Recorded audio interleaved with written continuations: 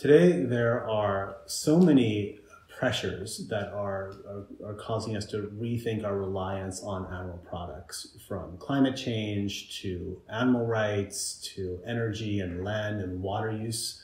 But one thing that I found really interesting is it's not about if we're going to get off our reliance on animal products, but it's the velocity of getting there.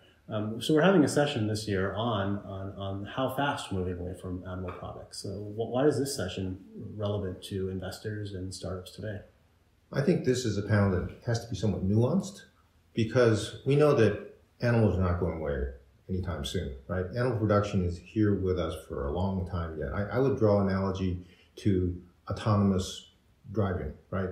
Some people say autonomous driving is going to be with us in 1 or 2 years. We know who, right? Other people say it's not going to be here forever or for a long, long time from now. And there are many different opinions about this. And certainly in the developing world, they're going to be raising animals for a long time, and they're going to want to eat meat for a long time. So I think this is a question of a bit of a tug of war. What's going to happen and how quickly is it going to happen?